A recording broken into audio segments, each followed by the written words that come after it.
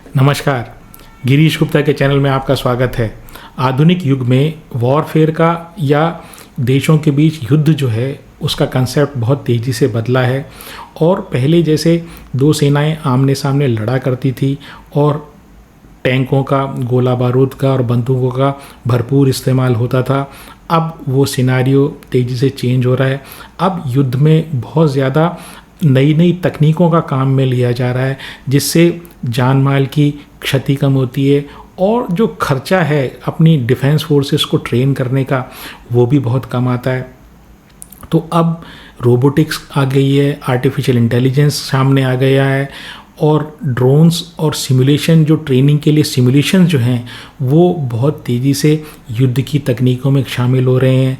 तो हम आज बात करेंगे एक ऐसी कंपनी की जो मॉडर्न वारफेयर टेक्निक के ऊपर काम करती है, उनके सॉल्यूशंस प्रोवाइड करती है और ये भी जानेंगे कि वो हमारे देश की डिफेंस फोर्सेस, पैरामिलिट्री फोर्सेस और जो पुलिस है उसकी किस प्रकार से मदद कर रही है।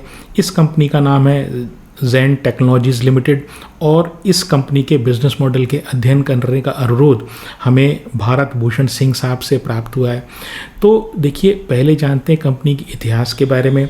कंपनी हैदराबाद बेस्ड कंपनी है और इसकी स्थापना किशोर दत्त लूरी साहब ने 1993 में की।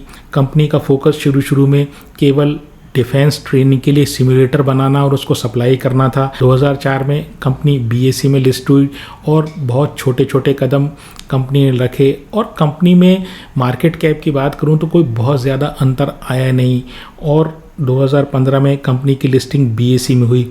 रियल ब्रेक थ्रू इस कंपनी को तब मिला जब मिनिस्ट्री ऑफ डिफेंस यानी भारत के रक्षा मंत्रालय ने defence production and export promotion policy launch की, जिसमें स्वदेशी तकनीक को बढ़ावा देने और मेक इन इंडिया, आत्मनिर्भर भारत जैसी पॉलिसीज़ पर जोर दिया गया। साथ ही साथ डिफेंस के इक्विपमेंट्स को या डिफेंस के साज सामान को एक्सपोर्ट करने पर भी जोर दिया गया। एक और जो बात इस पॉलिसी में थी जिससे इस कंपनी का भाग्य बदला, यानी ज़ेन टेक्नोलॉजीज़ का भाग्य बदला, वो ये था कि ट्रेनिंग के लिए जो सिमुलेटर्स हैं उनका इस्तेमाल भरपूर किया जाए। इस पॉलिसी में उस पर जोर था। तो वहाँ से जब ये कंपनी स्टार्ट हुई तो जनवरी 2021 में इस कंपनी का शेयर का भाव 90 रुपये था और जनवरी 25 में यानी 4 साल बाद इस कंपनी का भाव लगभग 2500 हो गया है और अभी गिरावट के बाद इस कंपनी का भाव लगभग 1500 की रेंज में है। तो इस शेयर ने लगभग 4 सालों में 28 गुना रिटर्न दिया है। बम्पर छप्पर फाड़ कर रिटर्न कंपनी ने दिया है। तो जानते हैं आखिर ऐसी क्या चीज़ है, क्या बिजनेस सेगमेंट्स में कंपनी ऑपरेट करती है, आगे कंपनी की भविष्य की संभावनाएं क्या हैं और किस तरीके से कंपनी अपने आप को डिफरेंट एरियाज़ में एक्सपेंड करने की कोशिश कर रही है। तो पहले जानते हैं कि इनके बिज़नेस सेगमेंट्स कौन कौन से हैं। तो देखिए, इनके जो बिज़नेस सेगमेंट्स हैं वो बेसिकली 3 हैं।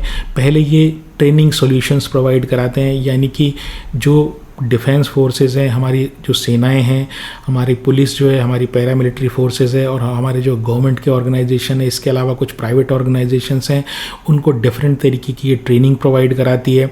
दूसरा इनका जो काम है वो है ड्रोन बनाना और काउंटर ड्रोन इक्विपमेंट्स बनाना। और जो तीसरा इनका बिजनेस सेगमेंट है वो ऑटोमेटेड वेपन सिस्टम्स हैं और रोबोटिक्स।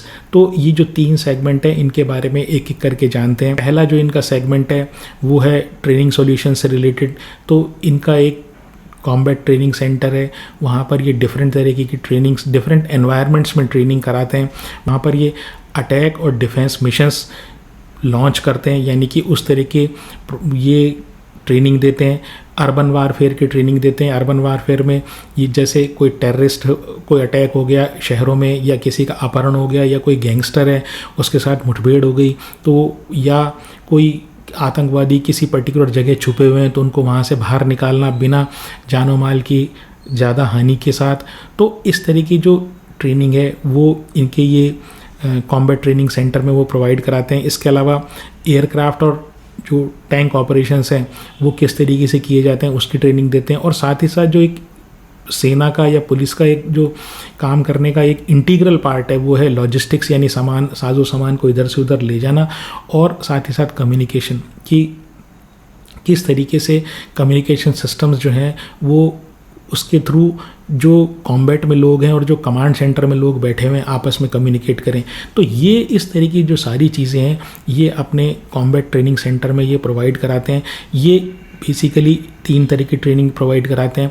पहली ट्रेनिंग है लाइव रेंजेस में कंट्रोल कंडीशंस में, यानी कि ऐसी कंडीशन जिसमें जो जवान है उसको नुकसान नहीं पहुंचे या जो ऑफिसर है उसको बहुत ज़्यादा नुकसान नहीं पहुंचे, लेकिन वो जो ट्रेनिंग होती है वो रियल एम्यूनिशन यानी रियल गोला बारूद के साथ होती है। कैसे निशाना लगाना है, किस तरीके से रियल कंडीशन में आपको रिएक्ट करना है। तो वॉर लाइक सिचुएशंस में ये सारी चीज़ें रियल रेंजेस में जो लाइव रेंजेस होती है उसमें ये बताते हैं। दूसरी चीज़ लाइव सिमुलेशन, दूसरी तरह की ट्रेनिंग लाइव सिमुलेशन है। इसमें रियल वॉर लाइक सिचुएशन होती है, रियल आपके पास गियर होता है, यानी कि आपके जो इक्विपमेंट है वो भी रियल होते हैं, लेकिन आपकी जो गोलियां जो होती है ना वो फेक होती हैं। तो उससे क्या होता है कि गोला बारूद का नुकसान आपको नहीं होता। तो इस तरह की ट्रेनिंग लाइव सिमुलेशन कहलाती है, जिसमें कंडीशन रियल है लेकिन गोला बारूद फेक है। तीसरी जो वर्चुअल सिमुलेशन है वो उसी तरह की चीज़ है जो आप जैसे बच्चे वीडियो गेम खेलते हैं, किसी वीडियो गेम पार्लर में जाके वहाँ पे जैसे वो कई बार बाइक पे बैठ जाते हैं, छोटे बच्चे बाइक का कंट्रोल अपने हाथ में ले लेते हैं और सामने स्क्रीन चलती रहती है, तो स्क्रीन पर रोड दिखाई देती है, उसी तरह की आवाज़ आती है और उसी तरह का बच्चा लेफ़्ट राइट में मोटरसाइकिल को मूव करता है और रेस देता है, ब्रेक लगाता है। तो जिस तरह की ट्रेनिंग वहाँ यानी जो गेम्स वाले पार्लर में हो रही है, उसी तरह की जो एक्टिविटीज़ अगर मिलिट्री ट्रेनिंग के थ्रू हो, जिसमें कंप्यूटर्स का, बड़ी स्क्रीन्स का, सिमुलेटेड वेपन्स का और इस्तेमाल होता है, तो उसको वर्चुअल सिमुलेशन बोलते हैं। इसके अलावा ये जो प्राइवेट ऑर्गेनाइजेशन है स्पेशली जो माइनिंग में होते हैं, तो उनको माइनिंग में ट्रक ड्राइवर्स को ट्रेनिंग प्रोवाइड करते हैं कि माइनिंग में किस तरीके से आपको मूव करना है, मतलब माइनिंग के एरिया में किस तरह से मूव करना है, किस तरीके से हैवी इक्विपमेंट आपको चलाना है। साथ ही साथ फौज के लिए जैसे टैंक का ऑपरेशन है या किसी एयरक्राफ्ट का ऑपरेशन है, तो वो भी ट्रेनिंग से प्रोवाइड कराते हैं। इनका जो दूसरा सेगमेंट है वो drone and anti drone system बनाने के मैन्युफैक्चरिंग का सिस्टम है। ड्रोन की मैन्युफैक्चरिंग तो आप सब जानते हैं। एंटी ड्रोन सिस्टम में इनका जो प्रोडक्ट है उसका नाम है व्योम कवच। तो ये जो है, ये जो कोई दुश्मन का ड्रोन होता है या कोई अनवांटेड जो ड्रोन होता है उसको ये सिस्टम ट्रैक करता है और ट्रैक करने के बाद उसको न्यूट्रलाइज करता है, यानी या तो उसको नीचे गिरा देता है या यानी उसको बंद कर देता है, नीचे गिरा देता है, या फिर उसको कम्प्लीटली डिस्ट्रॉय कर देता है। जो तीसरा इनका सेगमेंट है वो है automated weapon systems and robotics. तो देखिए ये जो है इसमें इन्होंने क्या कर रखा है कि जो मशीन गन है फॉर एग्जांपल, वो मशीन गन कोई ना कोई ऑपरेट करता है। अब ऑपरेट करने पर दिक्कत ये होती है कि वो जो है दुश्मन के निशाने पर रहता है हमेशा। तो अगर उस मशीन ऑपरेटर को, जो मशीन गन ऑपरेटर को अगर आपको ख़तरे से बचाना है, तो उसके लिए इन्होंने क्या किया है कि एक सिस्टम, ऑटोमेटेड वेपन सिस्टम जो है उस मशीन गन के साथ लगा दिया जाता है। मशीन गन का मैं उदाहरण लेता हूँ, बाकी काफ़ी सारे ये जो है जिस तरीके जो आर्टिलरी टाइप की चीज़ें यानी तोप वगैरह चलाने की चीज़ें वो भी इस तरीके से कंट्रोल की जा सकती है। तो वो मशीन गन के साथ एक सिस्टम लगा दिया जाता है और जो उसको चलाने वाला व्यक्ति है वो इलेक्ट्रॉनिकली उसको दूर से ऑपरेट करता है एक सेफ जगह से, ताकि उसको खुद को नुकसान नहीं पहुंचे और उसके जो टारगेट है, वो जो काम कर रहा है, दुश्मन की तरफ निशाना जो साध रहा है वो प्रॉपर लगे, क्योंकि उसके पास हाई एंडेड गैजेट्स अब आ गए हैं, तो वो कंफर्टेबली बिना टेंशन के इस तरह से युद्ध में पार्टिसिपेट कर सकता है। तो ऑटोमेटेड वेपन सिस्टम्स इनका एक तीसरा सेगमेंट का एक पार्ट है। दूसरा जो इनका पार्ट है इसी में वो है रोबोटिक्स, और रोबोटिक्स में बड़ा इंटरेस्टिंग इनका काम है। इन्होंने एक प्रहस्त करके एक रोबोटिक डॉग बनाया है, एक रोबोटिक कुत्ता है। वो बेसिकली कुत्ते की शक्ल में एक रोबोट है, वो ऊपर नीचे दाएं बाएं चारों दिशाओं में देख सकता है और वो कॉम्बैट ऑपरेशन में आगे चलता है। उसके पास वेपन भी होते हैं, यानी हथियार भी होते हैं, उसके पीछे सेना की टुकड़ी चलती है और अगर कोई खतरा होता है तो ये इस रोबोटिक डॉग को पता लग जाता है, ये अटैक भी कर सकता है और साथ ही साथ सर्वेलेंस भी करता है। इससे वही चीज़ है कि जो फौज के जवान हैं या पैरामिलिट्री या पुलिस के जो जवान हैं, उनको जो है वो डायरेक्ट दुश्मन की या टेररिस्ट की या किसी गैंगस्टर की या किसी डेकोइट की डायरेक्ट फायरिंग रेंज में नहीं आते, तो जान माल की जान की स्पेशली जो क्षति है वो लिमिटेड हो जाती है। इसके बाद इनका एक सिस्टम है, वो है त्रिकाल। तो त्रिकाल में इन्होंने क्या कर रखा है, त्रिकाल एक ऐसा सिस्टम है जिसमें जब कोई व्यक्ति किसी कॉर्नर में दूसरी साइड छुपा हुआ है, मतलब एक कॉर्नर में तो आप हैं यानी फोर्सेस हैं, दूसरी तरफ जो है कॉर्नर के दूसरी तरफ एक कॉर्नर में मान लीजिए उसका दुश्मन है। अब आप उसको कैसे देखेंगे, अगर आप फ्रंट में आते हैं तो आपकी जान को क्षति हो सकती है, वो फायर कर सकता है। तो ये त्रिकाल करके एक सिस्टम है इनका, इसके थ्रू इसमें कैमरा है और कैमरे के थ्रू ये दुश्मन को देख भी सकते हैं, यानी उस टारगेट को देख भी सकते हैं अराउंड द कॉर्नर, और साथ ही साथ फायर भी कर सकते हैं। तो इससे भी जो एफिशिएंसी है हमारी डिफेंस फोर्सेस की या पुलिस की या पैरामिलिट्री फोर्सेस की, ये इम्प्रूव होती है। अब बात करते हैं कि कंपनी जो है वो कहाँ कहाँ ऑपरेशन करती है। तो देखिए भारत में तो है ही, इसका हेडक्वार्टर हैदराबाद में है। इसके अलावा ये यूएई और यूएसए में भी इनकी सब्सिडरी कंपनीज़ हैं। इनकी बहुत ही ज़्यादा स्ट्रॉन्ग R&D है और इस R&D के बल पर ही ये 1993 से जो आज जिस स्थिति में आए हैं वो इनकी स्ट्रॉन्ग R&D की वजह से आई हैं। 85 से ज़्यादा इनके पास पेटेंट्स हैं। अब इनके जो एक्सपेंशन प्लान्स की अगर मैं बात करूं तो बड़े इंटरेस्टिंग एक्सपेंशन प्लान्स इनके हैं। ये बेसिकली इनऑर्गेनिक एक्सपेंशन कर रहे हैं। तो देखिए ऑर्गेनिक और इनऑर्गेनिक दो तरह के शब्दावली इस्तेमाल की जाती है एक्सपेंशन के लिए। इनऑर्गेनिक एक्सपेंशन वो एक्सपेंशन होता है जब आप किसी दूसरी कंपनी को एक्वायर करते हैं और उस पैसा देके जब आप उसको एक्वायर कर लेते हैं और आप अपने कंपनी में मर्ज कर लेते हैं, वो इनऑर्गेनिक एक्सपेंशन हुआ।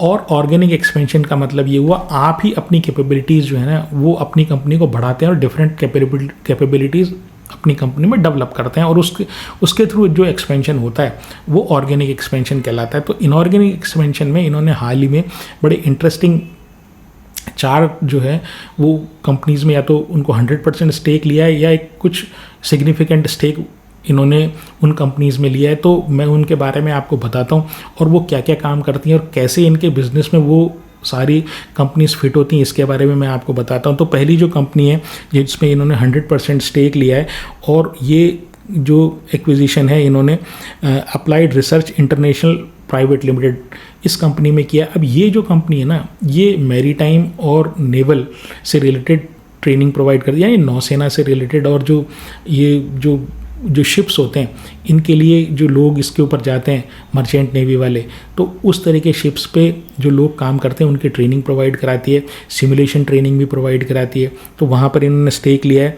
जो ये जो कंपनी है इसका एक्विजिशन 28 फरवरी 2026 तक कंप्लीट हो जाएगा।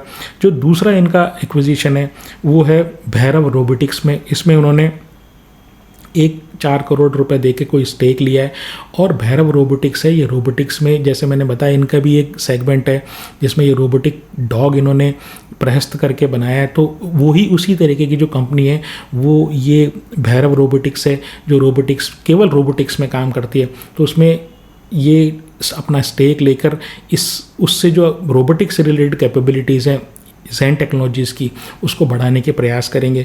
फिर जो तीसरा इन्होंने कंपनी है जो इन्होंने स्टेक लिया है वो है वेक्टर टेक्निक्स। तो जो वेक्टर टेक्निक्स है कंपनी ये aerospace graded customise motor drones के लिए बनाती है, यानी कि जो बहुत हैवी ड्यूटी मोटर्स होती हैं तो वो बनाने का उसके लिए मोटर बनाने का काम करती है।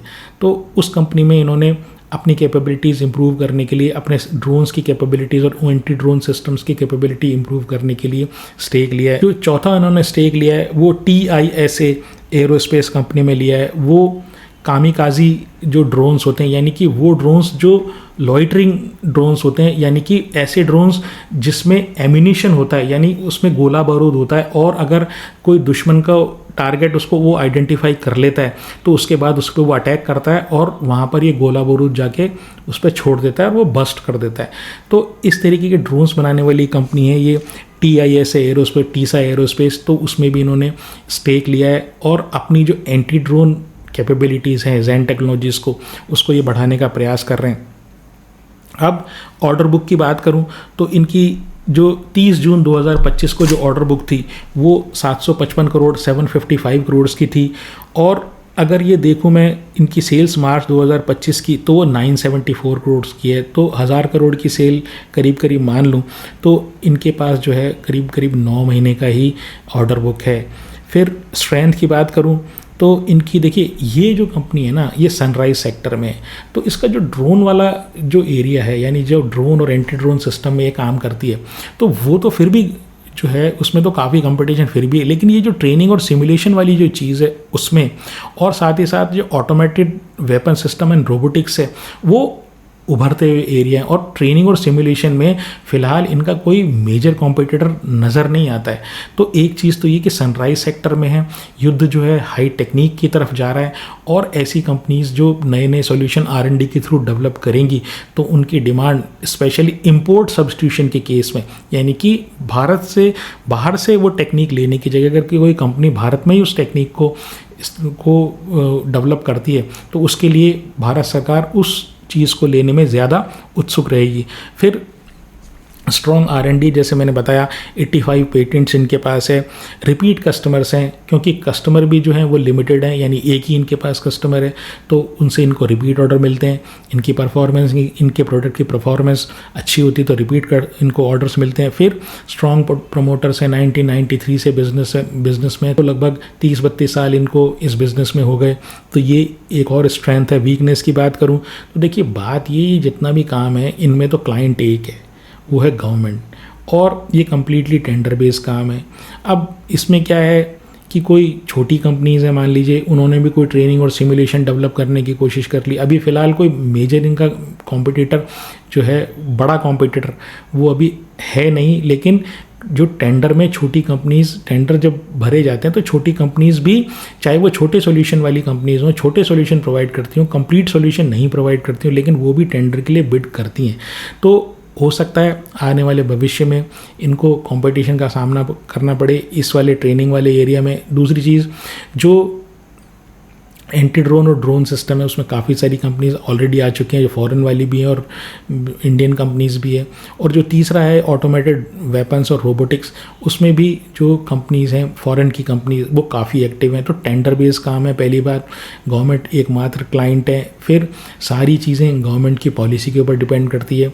गवर्नमेंट की पॉलिसी डिफेंस प्रोक्योरमेंट के बारे में या ट्रेनिंग सिस्टम के बारे में जो कुछ होगी उसी हिसाब से कंपनी का भविष्य का जो निर्णय है वो होगा। फिर कंपनी के मार्च 2025 में cash flow from operations negative है, लगभग 300 करोड़ के प्रॉफिट के अगेंस्ट में 175 करोड़ रिसीवेबल्स हैं। लेकिन ये अगर रिसीवेबल्स हैं, इनके मेजर क्लाइंट जैसे मैंने बताया वो सरकार है, तो सरकार के यहाँ देर हो सकती है लेकिन अंधेर नहीं है, देर सवेर इनके पास पैसा आ जाएगा, इसलिए कोई बहुत ज़्यादा चिंता की बात है नहीं। मार्केट कैप की बात करूं तो 13,200 करोड़ का मार्केट कैप है। ROE बहुत ही अच्छी है, 26% की ROE है। डेट टू इक्विटी नेग्लिजिबल है, हर 100 रुपये के इक्विटी पर 5 रुपये का कर्जा है। और पी जो है 53 का है, जो मेरे हिसाब से थोड़ा सा हायर साइड में है। 3 साल की सेल 141% बढ़ी है, 3 साल का जो प्रॉफिट है वो 411 बढ़ा है। प्रमोटर के पास 49% है, FII के पास 6% है, DII के पास 9% और पब्लिक के पास 36% है। तो ऑल इन ऑल मैं बात करूं तो कंपनी जो है सनराइज सेक्टर में है, कंपनी लगातार R&D पे खर्चा कर रही है और कंपनी नए नए सॉल्यूशंस ला रही है। लेकिन दो जो इसमें रिस्क हैं वो मेजर रिस्क हैं। पहली चीज़ ये है कि गवर्नमेंट जो है वो एकमात्र क्लाइंट है, इसलिए गवर्नमेंट की स्पेंडिंग डिफेंस से रिलेटेड वो बड़ा ही सिग्निफिकेंट एस्पेक्ट है इस कंपनी के ग्रोथ के बारे में। दूसरा ये कि कंपनी का जो पी है वो 53 का है, तो सिंगल क्लाइंट पे यानी गवर्नमेंट के ऊपर डिपेंडेंट रहने वाली कंपनी का इस तरह का जो पी है वो मेरी नज़र में बहुत ज़्यादा जस्टिफाइड नहीं है। खरीदने या बेचने की मेरी कोई राय नहीं है। अगर आपको ऐसा कोई निर्णय करना हो तो कृपया अपने फाइनेंशियल एडवाइज़र से पूछें। अगर आपको मेरा प्रयास पसंद आता हो तो चैनल को सब्सक्राइब करें, वीडियो को लाइक करें और शेयर करें। आज के लिए इतना ही। नमस्कार, धन्यवाद, जय हिंद।